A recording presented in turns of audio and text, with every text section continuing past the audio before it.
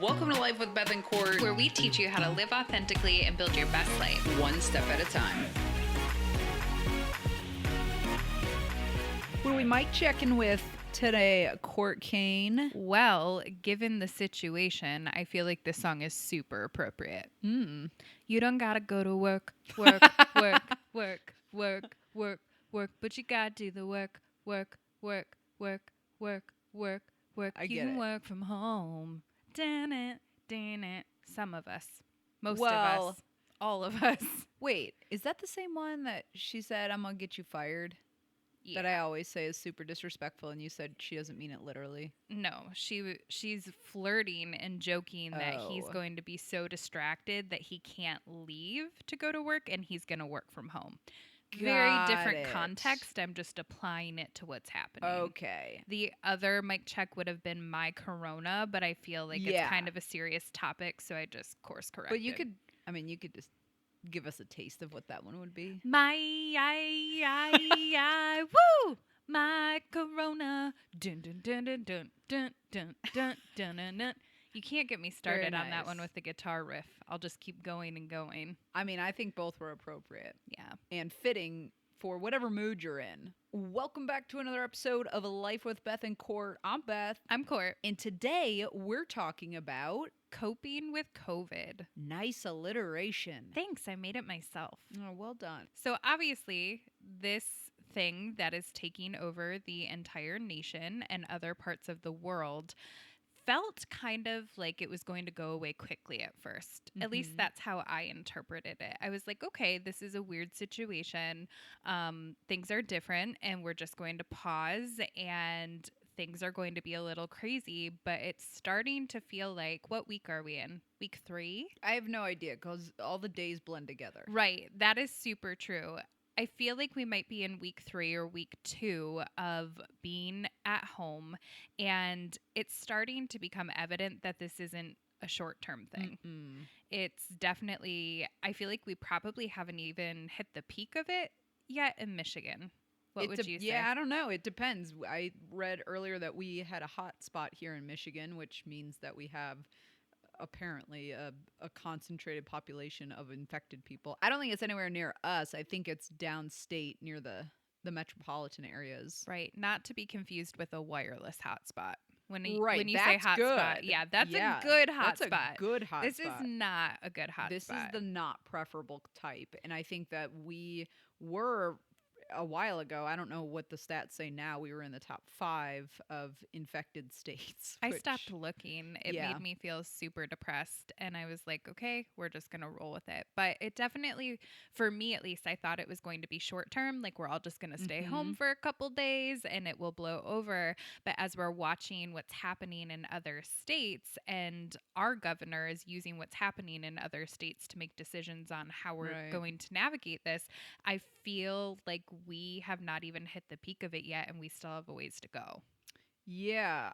It's interesting. There's been conversation on the interwebs about people who have had really, really intense sicknesses earlier in the year that had symptoms that mimic COVID-19. And so there's kind of this conversation happening now, like, have we maybe been infected a lot earlier than we thought? Right. And it's just that now they know what it is, whereas before, because people were describing this, and I watched this thread blow up with over 200 comments of people being like, yeah, totally, me too, I couldn't stop coughing, da-da-da. So it's interesting to think that before we were like, oh no, we've got this long trajectory in front of us, and now they're like, wait a minute, are we at the tail end of it? Right. Maybe a bunch of people have already been infected and healed from it. So it's very interesting. It's very hard to tell because there's a lot of unknowns. That's the truth of it. And I listened to a podcast the other day with Sanjay Gupta, I think is his Wow. name. He's a doctor that Dax and Monica love. And so they brought him on, and he's a leading expert on a bunch of news channels and whatnot on the COVID. And he was just talking about how it's so crazy to me, the depths of what humans study. And there are people, epidemiologists, I think, and there's also virologists, and they find infected animals and then they study the virus and see if it's potentially able to jump to That's right, humans. because we were talking about that on a hike because we were Yeah. social distancing, but a couple of dogs came up to us and we're like, oh, a dog. And I was like, oh, a dog. We What did does that not, mean? to be clear, we did not pet said dog, No, they just came in pretty but hot. they came into our 6 foot sphere. Yeah. And he's like, you're so cute. Yeah. Now get away from us. And then I asked you if animals could get it. Yeah, and so I've listened to a podcast here or there, but I haven't let myself spiral. I haven't listened to multiple episodes each day. I haven't, like you said, like I haven't checked, how Right. badly our state is infected. We basically consume enough to stay apprised of what we need Mm-hmm. to, but not But enough not to to take us then under. spiral and catastrophize because my mind is great at catastrophizing. It is so impressively It's great so at good at it. catastrophizing about the strangest things at the weirdest times. Yeah. And I'll be like, why didn't you tell me you were thinking that? You're like, I don't know. Because it happens so frequently that it would be alarming to understand how many fleeting thoughts of catastrophe I have in my head. Well, and this is a certain instance where catastrophizing probably feels pretty normal because the situation is so severe. So there are things that are probably irrational that we will catastrophize. It feels real to us, but it's not necessarily an actual threat. But this is something where it would be appropriate to catastrophize because it's taking people's lives and it's spreading so quickly. Right, and we've heard the back and forth of is it really as contagious as we're Hmm. making it sound? Are the death rates really as bad as they're making it sound? What have we seen like this in history before, et cetera, et cetera? There's a Spanish lot. flu. Yeah, Is it that what it is. was? Well, Yeah. yeah, the Spanish flu of 1918 is the most. They think it is most like it, and if that's the case, there was a wave in the spring, And then a wave in the fall. and then I've been hearing people yeah, say it that. came back in the fall, and it actually did more damage in the fall than in the spring. So it's just it helps to know to study history, to be Hmm. vigilant. We're not gonna stop our lives, but we certainly are gonna be more aware, I think, than we were before of germs and touching it. Like you and I have had this argument a lot where Which one? like the washing your hands argument. Oh, yeah. I used to always be like, don't go like don't touch the walls in this place Yeah. or like wash your hands or we just were in the airport like you should wash your hands and you're like it's fine it builds my immunity blah blah blah. And I think there's a lot of misinformation around Hmm. what germs do and don't do in our bodies. So Well, and for me, just to clarify, I have always had those really bad blisters on my hands. yeah. And so they're open sores. So every time I wash my hands, it's super painful and uncomfortable. So that was my way that I learned how to cope with not having my hands burn and dry out was I was like, okay, I just won't wash my hands.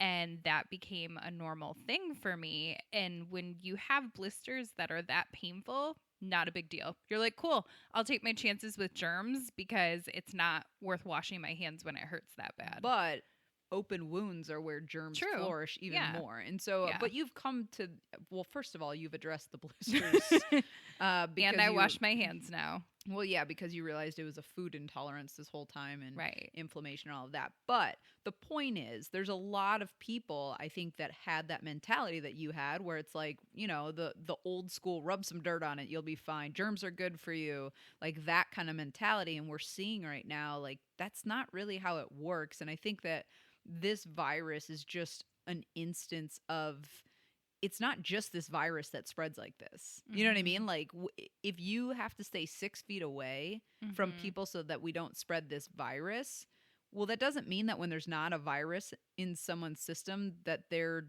droplets can't travel 6 feet to you still. You know Right. what I mean? Like, it just brings this whole new awareness of, like, oh, so someone who has a cold and I didn't touch them, Hmm. well, it doesn't matter if you're within 6 feet. It makes a Right. whole lot more sense how everybody gets sick in such waves. And that's why we're talking about coping with it today, because there is this medium space, right? So you Yeah. can go down the rabbit hole. You can start to ruminate and cycle and be fearful and have anxiety, which truthfully, a lot of people are there right Yeah, now. I totally. was on a webinar earlier this week for teachers, and 4,000 of them filled out a survey and they were prompted to share the top 3 things they were feeling. And then he created a word cloud. And if you don't know how a word cloud works, he takes all of the words and then the ones that were said the most, those are the biggest words. Yep. And the number one out of 4,000 people was anxiety. Oh So it's yeah, a totally. very real thing. We had a coaching call this weekend and we'll talk about that a little bit as we go. And there was anxiety and Yep. fear about this. And so that's the goal of today's conversation, is to help you stay in the middle, because you do want to be aware, but you don't want to let this consume you. Yep. And this is our new normal. Like, Mhm. I thought it was a short term thing, but it's becoming very evident this is our new normal and we can't live in fear all of the time. Yeah, so let's dive into that a little bit. So it's our new normal, and one of the things that we talked about on the coaching call that you just mentioned is there's power in understanding that this is the new normal and what Mhm. was before is not now. Right. It could come back. So for instance, the people that we were talking to were teachers, right? Hmm. They're used to teaching in a classroom, Yep. right? And And they're co teachers. So they work together to teach in the same space. in the same space, Hmm. right? And that's not where what their reality is right now. Their Right. reality is they're teaching in different houses on Zoom to 5th graders. Right. Like that is a tough job, and we basically had to walk through and say like what was before, like basically what our mind's trying to do is it's trying to get us back to homeostasis, which Yeah. is what What I you knew know and before. what was comfortable. Exactly. I knew that this teaching routine before. I knew how to get their attention when we were in a classroom. I knew how to do XYZ. I And a was lot of used to them us, saying my name. yeah, Yeah. and a lot of us hold on to those things because we like to know what's expected. We don't like the unknown. And so our mind's trying to say, I used to work in an office. How do I make my home like my office? This isn't working and I'm getting frustrated. Well, the truth is, your home isn't your office, right? It's a new normal, and that's what you have to say goodbye to the old normal Hmm. and welcome the new normal. Otherwise, you're just going to be bumping your head Stuck. up against the Yep. wall. Well, and it's funny because as soon as they said they were talking to children on Zoom, I'm like, do they try to show you their whole house? Do they Yeah. look at themselves in the picture? Because that's what I would do. Yeah. And they start laughing and they're like, yes. So not only have they lost control of their teaching style, they now can't control what the kids are doing Right. because they're out of homeostasis. They're all off their routine. And we had to dig a little bit to find out what was going on, because I'm like, is this a loss of purpose? Do you feel like you're not a teacher anymore? And they're like, no, that's not it. But as they start talking, we were like, oh, you feel out of control. And Yeah. they're like, yeah, everything's different. And W- so we actually encourage them to do this. I was like, I'm going to ask you to do something kind of weird. And they were like, okay.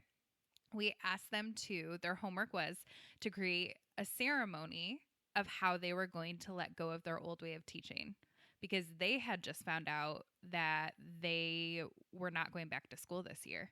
Yeah, their stay home order It's through June is through 10th. June 10th. Yeah, in Virginia. Isn't that crazy? Yeah, we're in March. Well, I think we're going to follow suit. So we basically knew this isn't going back to normal. Like, this Right. is right. It's not a short-term thing. So we encourage them to find a way, whatever that looks like for them, whether that's writing a letter goodbye to their classroom or whatever it is, to fully let go so they can be present to move Right. forward. Because when you're stuck in that space, when you lose control, one of two things happens. You force it, you try to force it back to what it was. Well, that usually is what happens. Or you get super frustrated that you can't control it anymore. And sometimes it's a combination of both. So you can't be productive when you are trying to force it back the way it was, Right. or you're frustrated about what it's not. Right. And this applies to a lot of different areas of your life. Like if you think about anything new that Mhm. frustrates you, why does it frustrate you? Because it's unknown. Because it's unknown and because it's different, and part of that is that you haven't released that old way. And Mhm. so I think that's one thing that could really help a lot of people is to just simply stop expecting this to be temporary, Right. because your mindset then goes to, okay, things aren't perfect, they're messy, they're chaotic, but I only have to last for X amount more days. And then the more that those stay home orders get extended, it's like you break a little bit more inside, rather than saying, look, as far as I know, the old is gone, Right.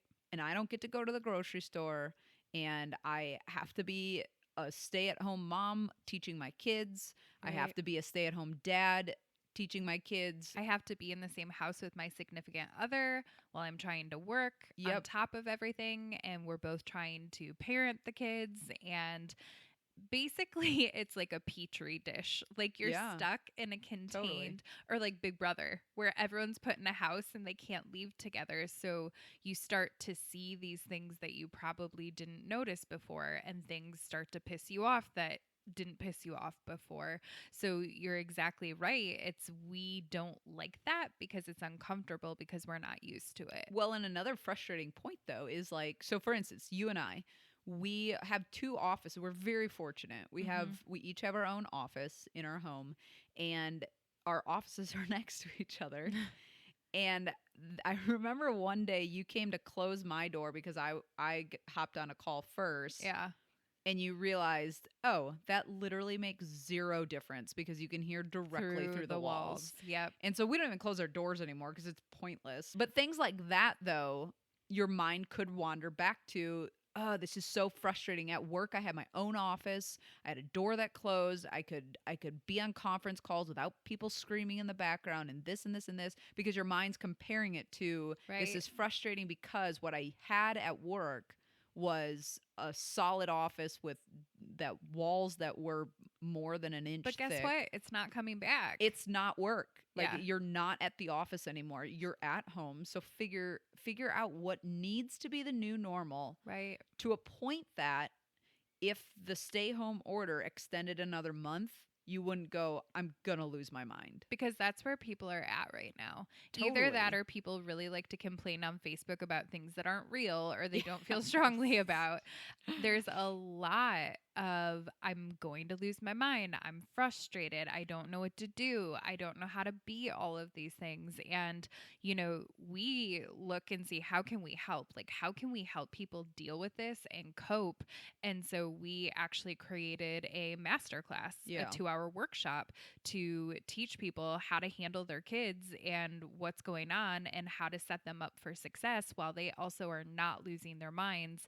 And through some digging, we also found out that there's frustration between spouses too. So we're like, Yeah. okay, that's our wheelhouse. We can help with that. Which comes off as funny passive aggressive, like, do you have a course on how to survive your husband or Yeah, we do. yeah, like, so people are voicing their frustration Hmm. with each other on the internet. And part of it, like you had mentioned, part of it I do think is, it's just the socially acceptable thing to do right now, Right, is to make mention of how crazy you're going. right. And it's totally understandable.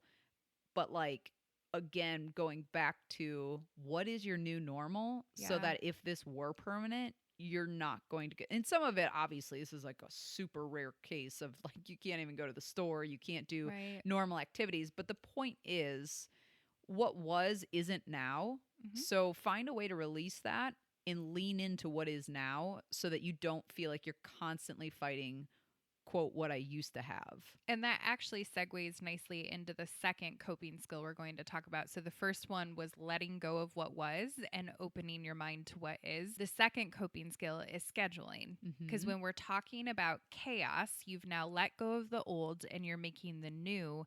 You need to have a plan that you can stick to because it's scientifically proven that you have to repeat things over and over for your brain to build that neuroplasticity to say, okay, this is my new routine. This is what's happening. And the last thing you want to do is mesh into chaos. You need to Yeah. have some sort of structure and schedule and routine. And the more you can implement that in your household with your kids, with your spouse, with yourself, you can start to build that new normal. Well, and how many times does it happen where you're like, I meant to sit down and watch one episode on Netflix Mm-hmm. and now it's asking if I'm still there, Yeah. right? Or I just went to check my, if anyone commented on my status and 2 hours later I'm still on Instagram. I just mixed two platforms. It's It's okay. fine. You're trying. Um so but like the point is that like we get into these what we don't really realize at the time are numbing strategies, Yep. right? We don't know where else to put our energy. We don't know what else to do.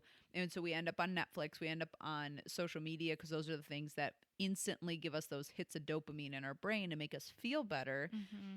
And what scheduling does for us is it does allow a safe space for that to happen, Right. right? It like you can set a timer for 10 minutes and say, I'm going to let my brain, you've done this before. Yeah. I'm going to let my brain, I enjoy this because I'm catching up with my friends Yep. and So I'm instead of feeling guilty about it, like exactly. I should be doing other things, I'm like, all right, I'm going to set a timer for 15 minutes. I'm going to scroll. I'm going to Yes. chat. I'm going to do whatever I want to do because it takes that pressure off. Well, because it's intentional scrolling, not mindless scrolling. Right. And there's a big difference there.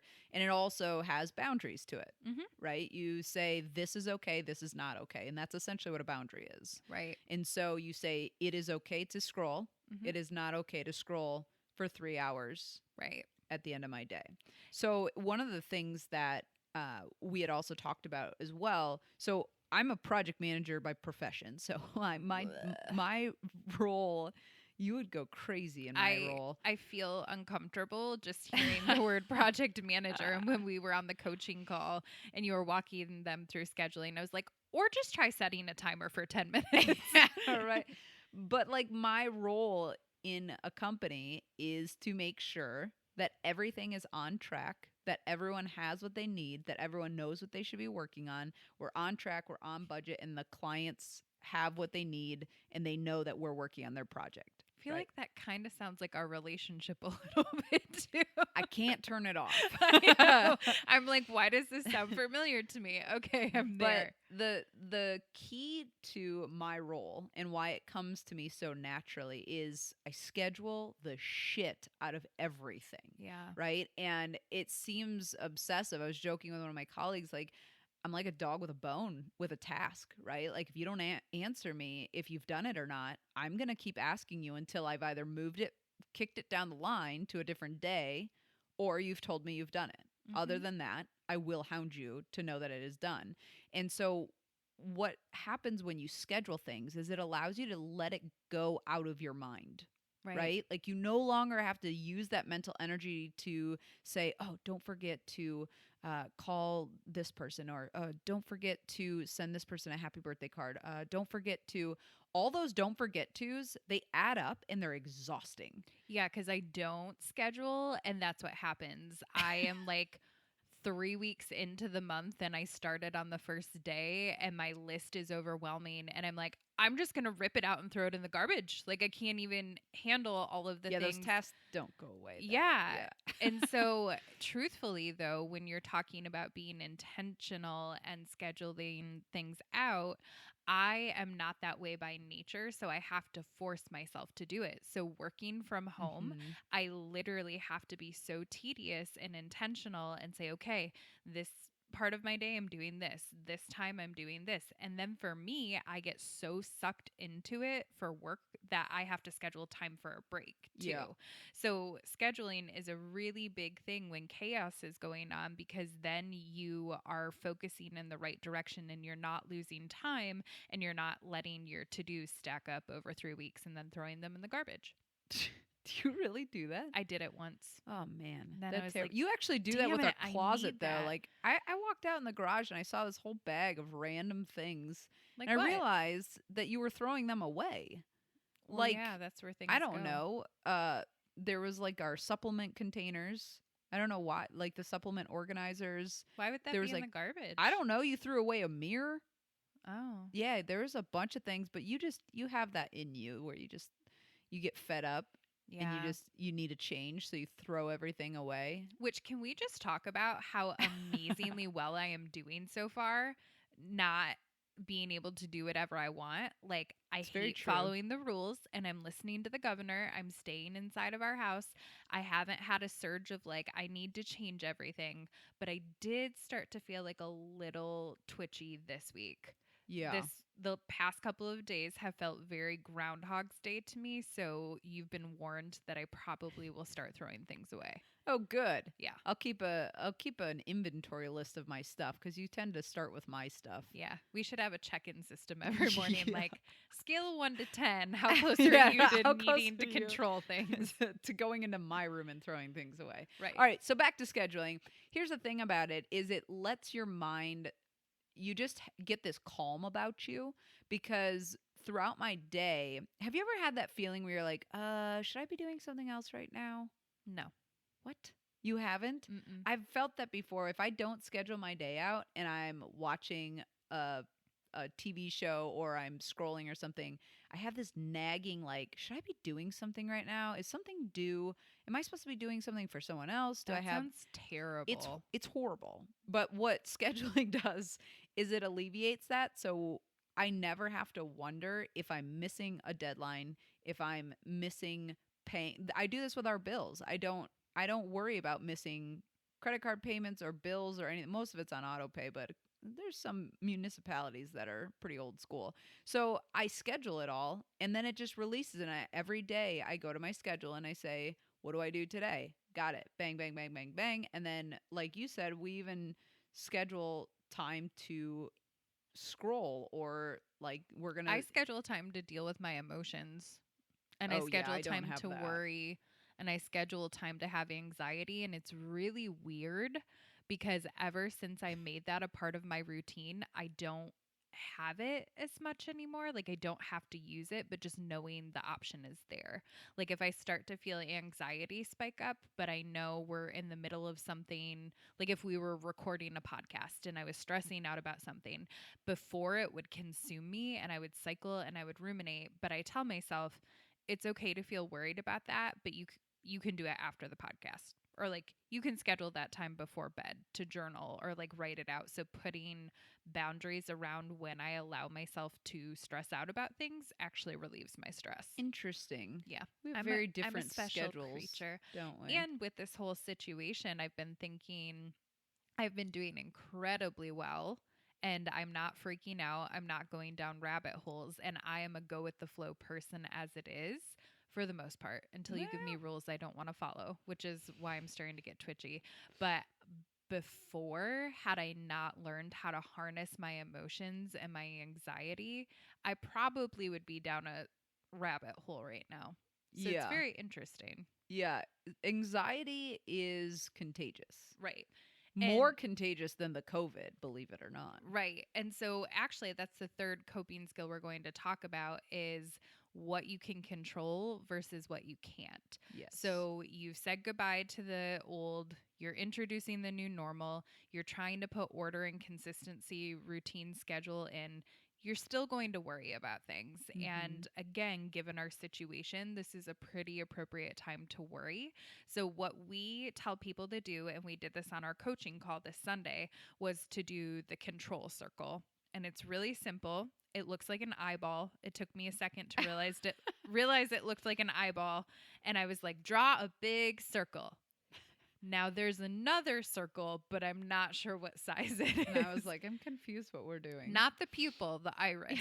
It's the iris circle. So you draw a big circle, you draw another circle in the middle, and basically you write things you can control in the middle of the circle and things you cannot control on the outside of the circle. So as these anxiety provoking thoughts bubble up, you have this tool to reference. I'm starting to feel anxiety. I'm starting to worry. You use that as your cheat sheet of, can I control this? Is it in my control? Cool. I'm going to do something about it. If it's out of my control, then I need to learn how to cope with it. That sounds oddly similar to our bucket exercise. Yeah, I think that's just how my brain works. Yeah, Things you you just don't like like on putting the things on the outside. inside and the outside. Were you left out of like a club when you were a kid or something? Maybe. Maybe. I don't think What's the that's where that would pathology go. of this inside outside thing I for mean, you? it works though. And we've had people that have done the bucket exercise, they've done the control circle. I don't think I created the control circle. I feel like I've seen that somewhere, but it really helps you. It's that black and white lens. Not that black and white is what you always want to use, but this is a really good example of where black and white's important because then you can decide what path you need to take from there. Outside, I need to cope with it because it's out of my control. Inside, I do have influence and I can control. So, what path am I going to take with that? I would say that a fourth tip that I would give. Are we on? I Whoa, know. celeb shot. Are we on 4? Yes, I would say the fourth tip is to take care of yourself physically and mentally still. that is a huge Because coping skill. I think what happens is we almost make ourselves more helpless than we are, right? Say more about that. Where you're like, "Oh, well, the gym closed." Yeah, well, there's also outside and there's yoga and there's push-ups and there's body weight squats and there's put your kids on your shoulder and start squatting them and do push-ups with someone on your back or Please be careful if you actually do those things. well, I mean little children, not teenagers, unless you're really strong. But what I'm saying is there's a ton of options to still stay physically fit. And I think that our brain naturally goes to, well, my routine, this goes back to point number 1. What I used to do was go to the gym. The gym isn't there, so I can't work out. So you're No. describing the victim mentality. Well, basically, yeah. Yeah. And so, but with your own fitness. And so you kind of revert to this, you know, It's an excuse. yeah, like I can't go to the gym, therefore I can't do anything. Well, that's not true. Let's adapt to a new normal. What can you do? And the same with your mental well being as well. You Mm-hmm. can meditate, you can do yoga, I like to listen to sleep stories, Oh, which is a little late at night, but yeah. there, Our sleep, so speaking of taking care of yourself physically and mentally, that's one thing I feel like has impacted us yeah, I from all don't of know this. why. And I don't know where it's come from, but we cannot sleep recently. We're on day 2. Last night I was singing you religious infomercials from my childhood that I remembered from the And television. by that, she means like literally how they used to Lord, I lift your name how they on would mix high. songs together to give you a sampling of what was on the I CD. don't know why I remember all of the tiny clips together. Anyway, we're not sleeping. That's what we're doing with our time before we go to bed. But back to what you were saying, when your routine is thrown off and when there's a new normal, there are these weird things that still pop up. And so for us, our sleep is impacted right now. So Mhm. instead of being like, oh, our sleep's messed up because of COVID and we're in the house all of the time, it's like, no, how can we fix it? I went for a run today and we've been going for walks. Like, what can you do to change it? Don't fall into the victim mentality. Definitely pay attention to your habits. And this might be a great time for habit trackers. Mm-hmm. And, you know, our sleep has been impacted, but at the same time, I can tell you that we also stayed up at past 10 p.m. several nights. Singing infomercials. Right. They're so we good. we watched a show close to bedtime 4 nights in a row without Oh, without our blue light yeah. blocking glasses on. So we there are things that our sleep hygiene has not been good. And so Right. rather than just being like, well, the world's in chaos, my sleep I don't sleep normal anymore. How do we fix It's it? like, how do you fix it? What am I doing that's making my sleep pattern be thrown off? And yeah, one of them is exercise because it for you especially it calms your body down. I'm like a freaking puppy. I don't know It's very when the interesting. hell that happened. On Saturday, we went hiking for a very long time and I was worn out, but in a good way. Like I could focus so we could work on Life with Beth and Court stuff. And I'm starting to realize things about myself through this time of slowing down. I'm like a puppy. We have to take me out and we have to exercise first thing in the morning. Otherwise, I'll be super annoying and unproductive. But I'm identifying that and then doing something about it. And the other thing is be mindful of things you should not be doing. Yeah. So on that webinar again that I referenced earlier from this week, he asked what 3 things they noticed that they were doing to cope with what was going on. And whether it was a joke or not, out of 4,000 people, Oh, the yeah. number one thing was drinking more wine, which Mhm. I thought was a joke. But then I actually saw something online today that we have the second highest beer consumption That doesn't shock me at in the all. United States right Welcome now. to the Midwest. And it has increased by 34% since COVID happened. Yep. Beer sales. But see, that's another one of those things like, well, I'm stuck inside, might as well get a pack of beer and well, you can't even watch sports now cuz those are canceled too. Right. And not that we're judging drinking, but when you're talking about coping skills, same with caffeine. The presenter himself said, I noticed I was drinking more caffeine Hmm. because I'm at home. So it's just easier to get coffee. And I struggle with that too. And so it's just being mindful of your habits and making sure that one, you're not using them to cope, two, you're not just doing it because it's convenient, and three, you're taking care of your body. And number 5 that we're going to talk about really quickly, it's pretty direct, is just knowing yourself and knowing what works for you and what doesn't work for you, Hmm. and not comparing yourself to everyone else. Because once we start comparing of or judging even what this person's doing to cope with it, what my significant other's doing to cope with it, what my kids are doing, you really have to turn inward. And this is what we talked about on that coaching call, is we live in a world of instant gratification where Hmm. we get things as soon as we want it, when we want it, we do what we want. We're used to being constantly stimulated. Like for the teachers, they were used to their name being called all of the time and having to be on their game and see all of their colleagues. So the fifth coping skill for all of this is really getting to know yourself and looking inward. And I know that sounds cliche and corny, but it's really true that we have this really unique time to examine ourselves and really learn what we do like, what we don't like, what we do cope with, what we don't like to cope with. Like there's this really unique situation where we can dig deep and know ourselves better. And I don't know about you, I've never gotten that opportunity the way I have this time. Like I've had to really dig for it and do some searching. Well, I don't know about you, but I'm no less busy than I was Yeah, before I mean, because we're both working full time still, right, and we both bring you life with Beth and Court on the side. right. So it takes up most of our time. So I don't honestly feel like there's a whole lot hmm of slowing down other than the pressures of being externally social.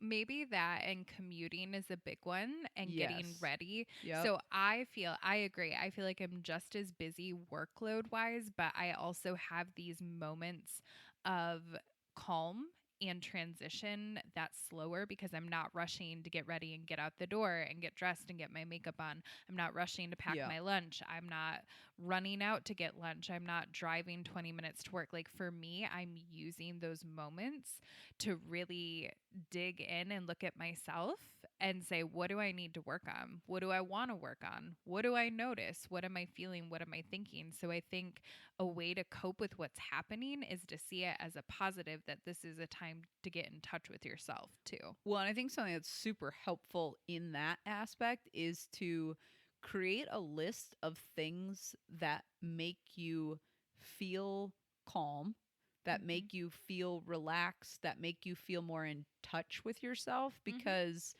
what I found for myself is that when I have those quiet moments in the morning, my mind immediately goes to like I said earlier, what am I supposed to be doing right now? And that downtime for many people is unnerving, hmm right? Because we are used to being overstimulated. In the hmm morning, we're checking this, reading that, trying to get ready, trying to make breakfast, trying to take supplements, like all these things that we're trying to do before you get out the door. You rush to work, you get to work, you say hi to your colleagues. Like it's never ending stimulus. Right. And so when you're just calm in your own home and like you said, all those time related It things feels are cut out, uncomfortable. you're like, well, I have 20 minutes before I'm supposed to be doing anything. What should I do? Have a list ready, Yeah. right? So for me, when I know that I have some calm moments to myself, I've newly taken up reading. I Mhm. found this Which is thing. interesting because you're an audiobook I am an person. audio person. So,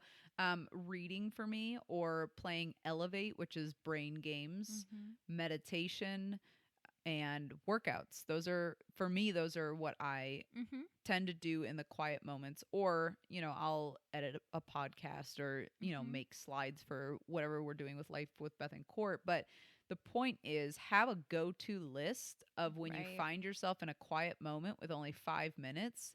It's shocking what 5 minutes of meditation can do for you. And then you don't find yourself backed against the wall where you're in the rabbit hole of watching Netflix for an hour, or because we just gravitate to things that numb us out and stimulate us because Yeah. that's what we're used to. So having that list on hand is huge. And I think for me, it's been running has been a really big one, Yep. designing things for social media or brainstorming. I've been meditating. I'm still not that great at it, but I'm still learning. I've heard that through the wall. Yeah, I've Yeah. been journaling every night, which is new, but I'm creating space for it through some of the transitions. So, yeah, just having that list, like we would recommend. I know we just talked about this somewhere, I don't remember, but having an I'm bored list for your kids because a lot of you are probably hearing, I'm bored, I'm bored, I'm bored. Yep. Make a list with them, and when they're bored they can choose those things to do, and then you're getting in touch with yourself and you're making your own list of things to do when you have those moments of peace. Right. So we hope this is helpful for you. I know that there's a lot of unknown in the air right now, and there's a lot of anxiety, and people don't really know what to expect. And that can create just this whirlwind of emotions and anxiety. And so we hope that these 5 things may help you navigate this a little bit smoother than you may have otherwise. So, as we always say, take what's helpful, leave the rest. We'd love if you come over on social with us at Life with Beth and Court on Instagram and Facebook, or get on our email list, and we shoot this out every week with a personal note with our podcast release. So that's all for this week, friends. Until next week, keep building your best life. Bye, guys.